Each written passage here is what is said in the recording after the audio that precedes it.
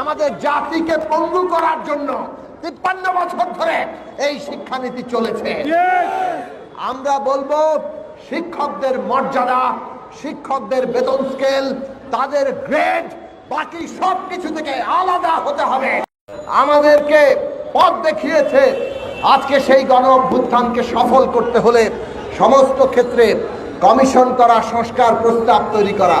আমরা ইতিমধ্যে দাবি করেছি, আপনারা দাবি তুলছেন, অবিলম্বে শিক্ষা সংস্কার কমিশন গঠন করা হোক এবং এই যে আমরা যে দাবি করছি এই দাবিগুলোকে যাতে মেনে নেওয়া হয় সেই ব্যবস্থা করা হোক।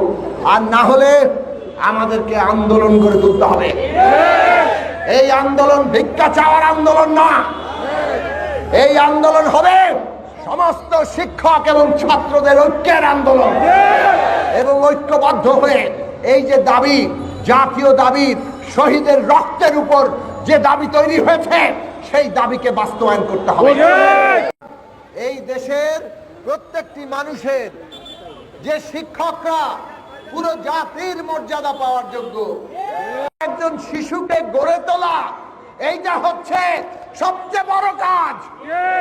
আর এই কাজে যাদের দায়িত্ব দিবেন তাদেরকে আপনি তৃতীয় শ্রেণীর কর্মচারীর মর্যাদা দেন, বেতন দেন সেই অনুযায়ী। এর দ্বারা শিক্ষা হয় না। আমাদের জাতিকে পঙ্গু করার জন্য ৫৩ বছর ধরে এই শিক্ষানীতি চলেছে।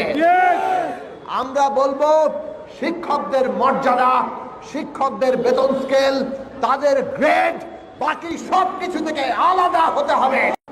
এই দেশের প্রত্যেকটি মানুষের যে শিক্ষকরা পুরো জাতির মর্যাদা পাওয়ার যোগ্য, একজন শিশুকে গড়ে তোলা, এইটা হচ্ছে সবচেয়ে বড় কাজ।